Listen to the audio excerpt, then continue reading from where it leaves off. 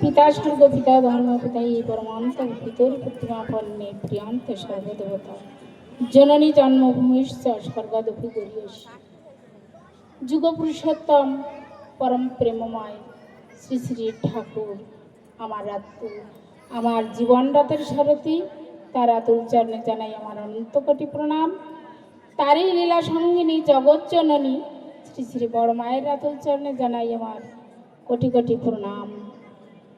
আচার্যদেব শ্রী শ্রী বরদার আতুল চরণে জানাই কোটি কোটি প্রণাম। বর্তমান আচার্যদেবের আতুল চরণে জানাই কোটি কোটি প্রণাম। গুরুকুলের প্রত্যেকের আতুল চরণে জানাই আমার অনন্ত কোটি প্রণাম। সামনে উপবিষ্ট ও মঞ্চে উপবিষ্ট ভক্তিমতী মায়েরা, শ্রদ্ধেয় ঋত্বিক দেবতারা এবং অধৈর্য পাঞ্জাধারী কর্মীবৃন্দ, উপস্থিত সবাইকে আমার আনন্দিত জয়গুরু ও শুভেচ্ছা। শুভ সন্ধ্যা।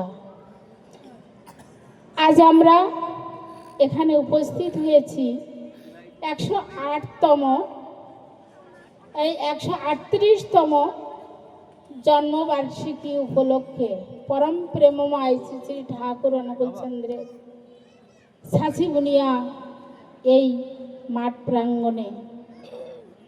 যা হোক, এই লোকের লোকারণ্য জনস্রোত দেখে সত্যি ভালো লাগছে, কারণ পরম প্রেমময় শ্রী শ্রী ঠাকুর আমাদের এবারে এসেছেন প্রেম দান করতে, আমাদেরকে সে মানুষ গড়ার কারখানা তাহাই দান করতে, এবং আমরা যাতে সেই তারই হয়ে উঠতে পারি, সেই পথে চলতে পারি, সেটুকুই বলতে।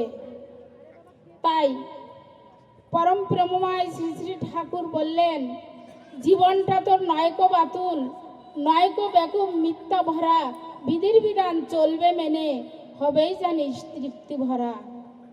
ঠাকুরের এই হাজার হাজার বাণী আমরা কয়টা পরিপালন করি?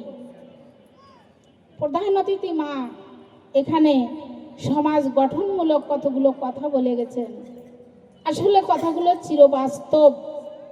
আজ আমাদের যে এইখানে আলোচনা প্রসঙ্গে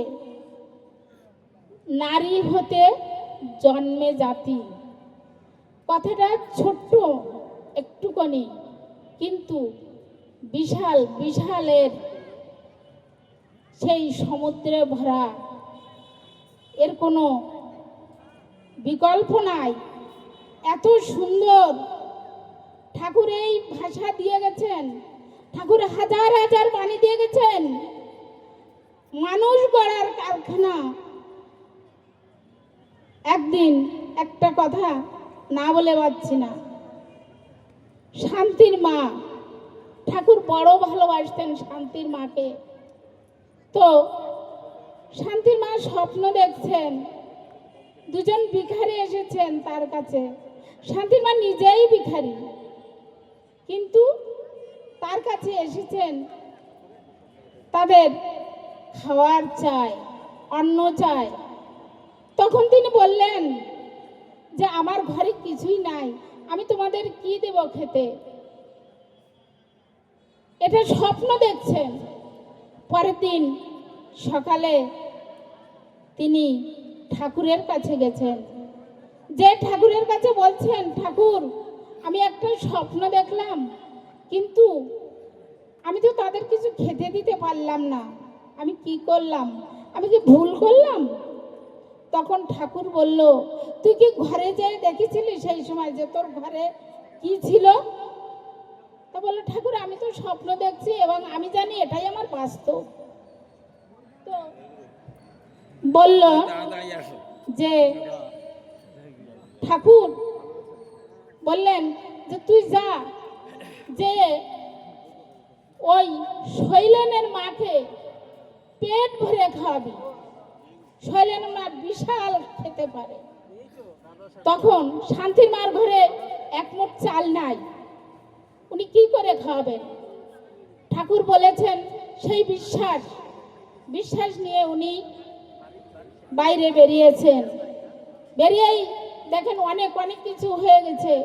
তখন সেই শৈলেনের মাকে পেট ভরে খাওয়াইছেন, ভুরি বোঝ করে খাওয়াইছেন। ঠাকুর আরো বলেছেন এমনভাবে খাওয়াবি উনি খেয়েই যেন তোর ওইখানে ঘুম পাড়ে, এবং খাওয়ার শেষে অতিথি ভোজন তার দক্ষিণা দিস। এটা ঠাকুর বলেছেন। সেই বিশ্বাসে শান্তির মা সেদিন সেই শৈলেনের মাকে এমন খান খাওয়াইছেন, উনি তখনই ঘুমিয়ে গেছেন এবং যাওয়ার সময় তাকে আবার ভোজন দক্ষিণাও দিয়ে দিচ্ছেন। তো এটা আমার ঠাকুরের আশীর্বাদ। পরম প্রেমময় শ্রী শ্রী ঠাকুর ঠাকুর এসেছিলেন আমাদের পাবনা জেলায়। আমরা অনেক গর্বে গর্বিত যে আমরা বাংলাদেশের নাগরিক, কিন্তু মাঝে মাঝে আমাদের মনে একটা কষ্ট লাগে। এই কষ্টে আমাদের দুঃখ ফেলে চলবে না। ঠাকুরের আশীর্বাদ রয়েছে যে পাবনা সবচেয়ে বড় একটা মন্দির হবে। তো ঠাকুরের যদি আশীর্বাদ থেকে থাকে তখন আর সেখানে মন্দির হবেই হবেই হবে। তো আমরা সে দেশের নাগরিক, আমরা সে ঠাকুরের সন্তান, পরম পিতার সন্তান। আমাদের এই কথাটা মনে রাখতে হবে, সেই বিশ্বাসে চলতে হবে। একটা ছোট্ট গল্প বলি। আমার ছোট বোনের ছেলেটা, সে যখন লটারি হয়েছে এবার ক্লাস 3-তে, সে যখন পরীক্ষা দিতে যায়, আমি বললাম ঠাকুর প্রণামী রেখে পরীক্ষা দিতে যেও। তো ও ফর্ম ফিল আপ করে ফর্ম কিনে নিয়ে আসছে। লটারি হয়েছে, ও তখন লটারিতে টেকেনি। তো আমি বিকালে এসে অফিস থেকে এসে রাত্রি বলছি কি যে কি হলো তোমার রেজাল্ট? বললো মামনি তুমি যে বলেছিলে তোমার ঠাকুরের প্রণামী রেখে গেলেই আমার সব কিছু হবে, তা আমার তো কিছুই হয়নি, তো তোমার ঠাকুর চাইনি, তা আমি কি করব? তখন আমার চোখ দিয়ে জল আসলো যে অতটুকু ছেলের বিশ্বাস ভেঙে দিও না পরম পিতা। কয়েকদিন পরে তার কালেক্টরেটে পরীক্ষা, সে কালেক্টরেটে যথারীতি পরীক্ষা দিতে গেল। এই পরীক্ষায় সে তার চেয়ে অনেক ভালো ছাত্রের চেয়ে সে অনেক ভালো রেজাল্ট করলো। তো তখন আমি অফিস থেকে বাড়ি এসে বললাম কি ব্যাপার? তো বললাম মামনি আমি তো আমার সে ক্লাস আমার চেয়ে অনেক ভালো রেজাল্ট করে ক্লাস, তার রেজাল্ট 5, কিন্তু তার চেয়ে আমি ভালো রেজাল্ট করেছি। তো আমি বললাম দেখো পরম পিতারে বিশ্বাস করতে হয়, আমরা সব কিছু অল্পতে ভেঙে পড়লে হবে না। তাই ইনি আমার পরম পিতা, ইনি আমার জীবন রথের সারথি। আমরা সবাই অল্পতে ভেঙে পড়বো না, বিশ্বাস রাখবো, ঠাকুরের প্রতি বিশ্বাস রাখবো, বিশ্বাস রেখে আমাদের চলতে হবে। আমরা অল্পতেই সব কিছু নিয়ে পড়বো না।